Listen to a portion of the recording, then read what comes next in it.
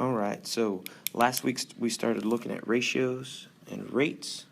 We mostly worked with unit rates, and we know that ratios compare to things. Okay, so what we're going to do today is we're going to look at ratios and rates in tables and in graphs, because those ratios and those rates that we've looked at can be put into a table of data, and those tables can be put on a graph. Okay, the most important part in these two things is to make sure that you have the right labels for the right things. Okay, all right, so in this first one, this you definitely need to have in your notes. In this first one, we have an X and Y table, or a T table, or whatever you want to call it. But basically what we have here is we've got these 3 X values and these 2 Y values, and we want to find out what the third is. Okay? All right. So we're going to use our data to help us find that out. On this side, we're going up by 1, up by 1. On this side, it looks like we're going up by 2, so up by 2. So your missing value in this case is 6, because we're going up by 2's. Okay? So our ratio was 1, 2, 2. 1, 2 to 4, 3 to 6. And those are all equivalent. 1/2 is the same thing as 2/4 is the same thing as 3/6 if we simplified them all. Okay? All right? So same thing. This you need to have in your notes. It's a T-chart. I've got it labeled. I've got cats. I've got dogs. I've got cats. I've got dogs. I've got cats. I've got dogs. So here I've got dogs. Here I've got cats. All right? My ratio is 3 to 5, 6 to 10, 9 to, I don't know. So here we've got 3 to 5, or 3 over 5, 6, 10, 9, and then you don't know. All right, so you see the relationship. This is going up by, looks like by 3 each time. This is going up by, looks like by 5 each time. So we know that our missing value is 15. Let's see if it holds true. Is 3/5 the same thing as 9/15? 3/5, is it equal to 9/15? It sure is, because I went and I multiplied by 3, and I multiplied by 3, and that's how I got 9/15. So you can see your proportion goes with your table. On that last one, the same thing. Does 1/2 equal 3/6? I multiplied by 3. I multiplied by 3.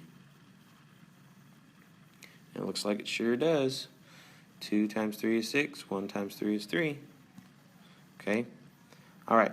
So what we're going to do is we're going to take these two tables and we're going to put them on a graph. All right, here's a graph. I'm going to give you guys some graph paper, so don't you worry. But you need to put your graph paper in your notebook and label your graph. Your Y is the one that goes up and down, okay? Your X is the one that goes horizontal, or along the horizon. Pretend there's a sun here. Can you see the horizon? All right. So we've got vertical as your Y. Horizontal is your X, okay? So I'm going to plot at X at 1. Here's my X at 1. Y is 2, so I go up to 2. So there's my spot right there, okay? So X at 1, Y is at 2. At X at 2,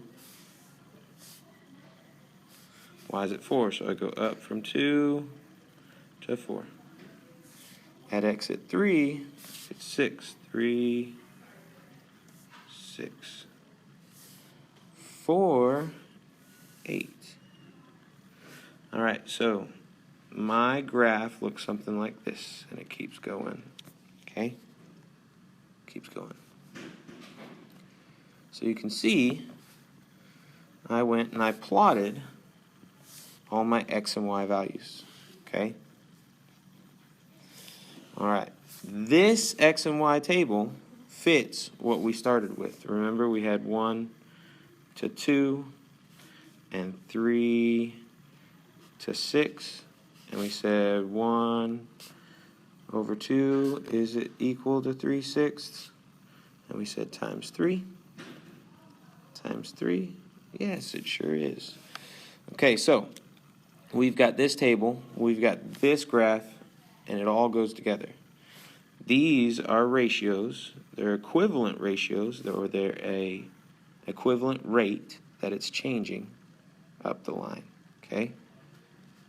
For every 1, we went 2, up 2. For every 1x, we went up 2. All right, now let's look at an actual one where we can apply what we've been talking about, where we've got a ratio of cats to dogs. Our ratio of cats to dogs is 3 to 5. Cats, dogs. And we've got these other ratios that are equal to our original of 3 to 5, and 6 to 10, and 9 to 15. So if I had 9 cats, I would also have 15 dogs if my ratio stayed the same. Okay, so if we do that, we've got 3 is my cats and 5 is my dogs. I labeled my graph, so you can see down here and over to the side here. I've got my graph labeled. So this is my x value and this is my y. And it's very important that you label your x and y. So this is my x and this is my y. So for every time I go 3 for my cats, I've got to go 5 for my dogs. So I go 1, 2, 3. I've got to go 5 for my dogs. 1, 2, 3, 4, 5. Okay. And then for every 3, I've got to go 5 for my dogs. So way up here.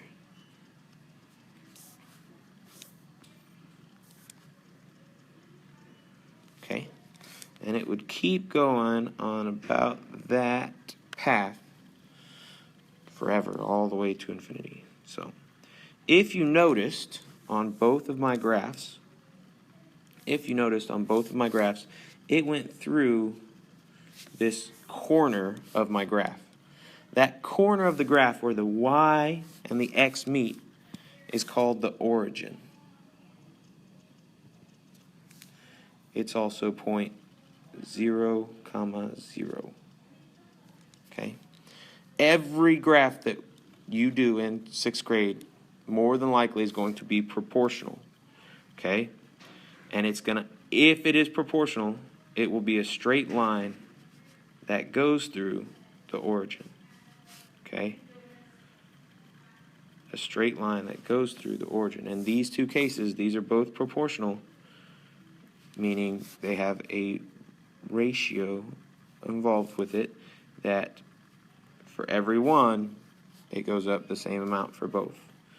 So for every 1 it went up here, it went up 2 here. For every 1 it went up here, it went up 2 here, all the way down. So it is proportional. Our ratio was 1 to 2. On this one, our ratio was 3 to 5. For every 3 cats, we had 5 dogs. Okay? So, what we looked at today is we looked at proportional relationships,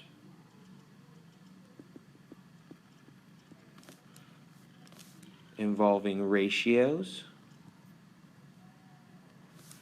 and rates, okay, on tables and graphs. The biggest part is that you have your labels.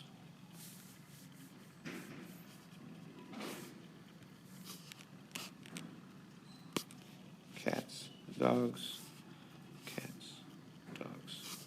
That looks like a P, not a D. Okay, so in our notes, we need to have this.